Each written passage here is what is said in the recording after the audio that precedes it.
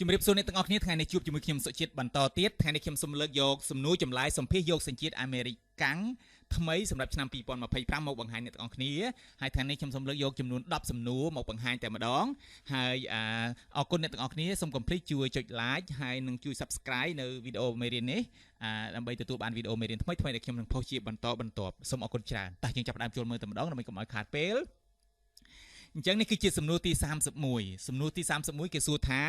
Who does a US senator represent? Who does a US senator represent? អញ្ចឹង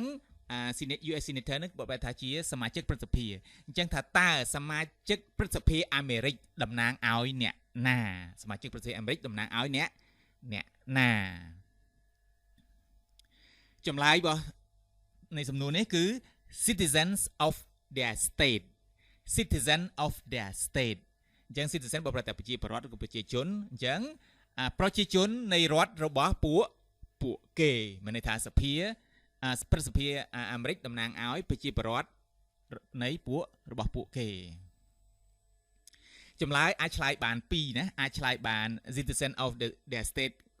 មួយក៏បានអាចឆ្លើយថា people of their state ក៏បានមួយណាក៏បានដែរត្រូវទាំងអស់មួយណាស្រួលចាំយកមួយនឹងចុះសំណួរទី32 Who elects US senators Who elects US senators តើអ្នកណាបោះឆ្នោតជ្រើសរើសព្រឹទ្ធសភាអាមេរិកណាតើ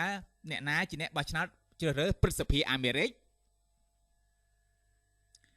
ចម្លើយរបស់វាគឺ citizen from their states ណា citizen from their state អញ្ចឹងប្រជាពលរដ្ឋពីក្នុងរដ្ឋរបស់ពួកគេមានន័យថាប្រជាពលរដ្ឋជាអ្នកបោះឆ្នោតនៅក្នុងរដ្ឋហ្នឹងនៅក្នុង state ហ្នឹងជាអ្នកបោះឆ្នោតឲ្យ US senator ហ្នឹង Who does a member of the House of Representatives represent Who does a member of the House of Representatives represent តើសមាជិកសភាតំណាងរាស្ត្រតំណាងឲ្យអ្នកណាតើសមាជិកសភាតំណាងឲ្យអ្នកណាចម្លើយ citizen in their district citizen in their district district បើស្រុកខ្មែរយើងបកប្រែថាស្រុកណាឬក៏ដូចខណ្ឌអញ្ចឹងណាប៉ុន្តែនៅអាមេរិកខ្ញុំមិនដឹងបកប្រែថាម៉េចដែរខ្ញុំបកប្រែថាមណ្ឌលចុះដូចជាមណ្ឌលបោះឆ្នោតរបស់គេអញ្ចឹងណាអញ្ចឹង citizen of their district បកប្រែថាពលរដ្ឋនៅក្នុងមណ្ឌលរបស់ពួកគេអញ្ចឹងអ្នកបោះឆ្នោតឲ្យសមាជិករដ្ឋសភាគឺប្រជាពលរដ្ឋឬក៏ប្រជាជននៅក្នុងស្រុកឬក៏នៅក្នុងតំបន់របស់ពួកគេនៅក្នុងមណ្ឌលរបស់ពួកគេហ្នឹងចម្លើយអាចឆ្លើយបានច្រើនណាអាច citizen in their district ក៏បាន people in their district ក៏បាន citizen in their congressional district ក៏បានអីចឹងដូចខាងក្រោមនេះក៏បានដែរណាមួយណាស្រួលចាំខ្លីជាងស្រួលចំណាំមួយនឹងចុះដើម្បីនៅពេលដែលឆ្លើយស្រួលតែម្ដងសំណួរទី34 Who elects a member of the House of Representatives Who elects members of the House of Representatives អូខេតើអ្នកណាជាអ្នកបោះឆ្នោតជ្រើសរើសសមាជិកសភាតំណាងរាស្ត្រតើអ្នកណាជាអ្នកជ្រើសរើសសមាជិកសភាតំណាងរាស្ត្រ Citizen from their district Citizen from their district អញ្ចឹងប្រជាពលរដ្ឋពីមណ្ឌលរបស់ពួកគេឬក៏បញ្ជាពលរដ្ឋនៅក្នុងស្រុករបស់ពួកគេគឺជាអ្នកបោះឆ្នោតជ្រើសរើសសភាតំណាងរាស្ត្រ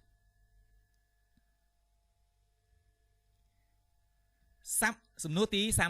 35 Some states have more representatives than the other states Why Some states have more representatives than the other state Why រដ្ឋខ្លះមានតំណាងរាស្ត្រច្រើនជាងរដ្ឋផ្សេងទៀតតើហេតុអ្វីបានជាមានចំនួនច្រើនជាងរដ្ឋខ្លះមានតំណាងរាស្ត្រច្រើនជាងរដ្ឋផ្សេងទៀតតើហេតុអ្វីចម្លើយគឺ because they have more people because they have more people គឺដោយសារតែរដ្ឋទាំងនោះមានប្រជាជនច្រើនជាងឬក៏ដោយសារតែរដ្ឋទាំងនោះមានប្រជាជនច្រើនហើយចម្លើយមានច្រើនណាស់យើងអាចឆ្លើយមួយណាក៏បានក្នុងចំណោមចម្លើយទាំង3នេះ ដែលងាយស្រួលចំណាំស្រួលចាំនិងយកទៅឆ្លើយតាមដែលពេលដែលសម្ភាសន៍នឹង សំណួរទី36 The President of the United States is elected for how many years The President of the United States is elected for how many years អញ្ចឹងតើប្រធានាធិបតីសហរដ្ឋអាមេរិកណាត្រូវបានបោះឆ្នោតជ្រើសរើសសម្រាប់រយៈពេលប៉ុន្មានឆ្នាំអញ្ចឹងចម្លើយ 4 years អញ្ចឹងសម្រាប់រយៈពេល4ឆ្នាំអញ្ចឹងប្រធានាធិបតីអាមេរិកត្រូវបានជ្រើសរើសបោះឆ្នោតជ្រើសរើសសម្រាប់រយៈពេល4ឆ្នាំម្ដងសំណួរទី37 The President of the United States can serve only 2 terms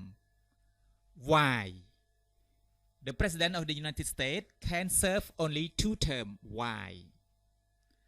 ប្រធានាធិបតីអាមេរិកអាចកាន់អំណាចឬក៏អាចកាន់តំណែងបានតែ2អាណត្តិប៉ុណ្ណោះតើហេតុអ្វីអញ្ចឹងឬក៏តើហេតុអ្វីបានជាប្រធានាធិបតីអាមេរិកអាចកាន់តំណែងបានតែ2ឆ្នាំប៉ុណ្ណោះចម្លើយអញ្ចឹង The Second Amendment ចម្លើយអាច The Second Amendment នឹងបកប្រែថា Amendment នឹងបកប្រែថាវិសោធនកម្មអញ្ចឹងយើងប្រែជាភាសាខ្មែរថាដោយអនុវត្តតាមវិសោធនកម្មទី22អញ្ចឹងយើងអ្នកឆ្លើយយើងអាចឆ្លើយថា The Second Amendment ទៅបានហើយបែបបកប្រែជាខ្មែរគឺអនុវត្តទៅតាមវិសោធនកម្មទី22ដែលអាមេរិកបានធ្វើអញ្ចឹងណាតែពិតចម្លើយវាមាន2វាអាចចម្លើយខាងលើនេះក៏បានចម្លើយខាងក្រោមនេះក៏បានចម្លើយទីខាងលើថា to keep the president from becoming too powerful អញ្ចឹងរក្សាប្រធានាធិបតីកុំឲ្យមានអំណាចពេកអញ្ចឹងទៅណាខាងក្រោមគឺអនុវត្តទៅតាមវិសោធនកម្មទី22តែប្រធានាធិបតីនៅយូរពេកកាន់អំណាចយូរពេកគាត់អាចនឹងមានអំណាចពេកទៅគាត់អាចនឹងធ្វើខុសឆ្គងទៅបាត់បង់ប្រយោជន៍ជាតិអញ្ចឹងហើយបានគេកំណត់ថា2អាណត្តិសំណួរទី38 What is the name of the President of the United States now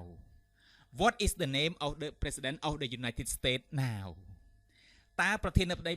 អាមេរិកបច្ចុប្បន្នណាតើប្រធានាធិបតីអាមេរិកឬក៏ប្រធានាធិបតីសហរដ្ឋអាមេរិកបច្ចុប្បន្នមានឈ្មោះអ្វីអញ្ចឹង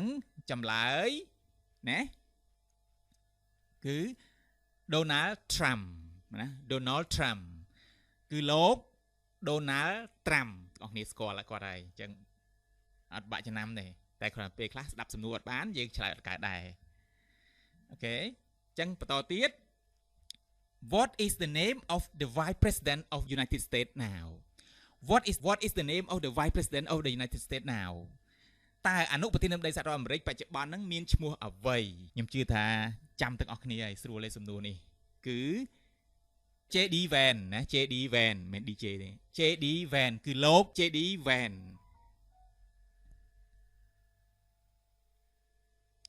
សំណួរទី40 If the president can no longer serve who become president If the president can no longer serve who become the president ប្រសិនជាប្រធានាធិបតីលែងបម្រើការងារបានតើអ្នកណាក្លាយជាប្រធានាធិបតីក្នុងករណីប្រធានាធិបតីគាត់អាចឈឺឬក៏អាចស្លាប់ឬក៏អាចពិការឬក៏បាត់បង់ស្មារតីលែងបម្រើការបានអញ្ចឹងតើអ្នកណាគឺជាអ្នកកាន់តំណែងជំនួសប្រធានាធិបតីក្លាយជាប្រធានាធិបតីចម្លើយ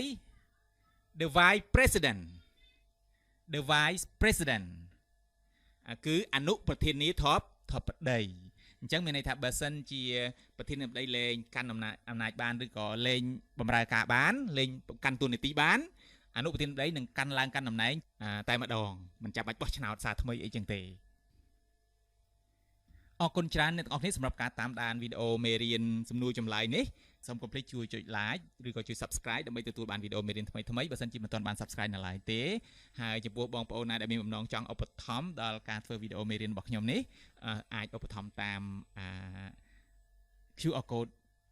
Esilida របស់ខ្ញុំនេះអរគុណច្រើនជម្រាបលាសូមជូនពរសុខភាពល្អនិងជោគជ័យគ្រប់ភារកិច្ចជម្រាបលា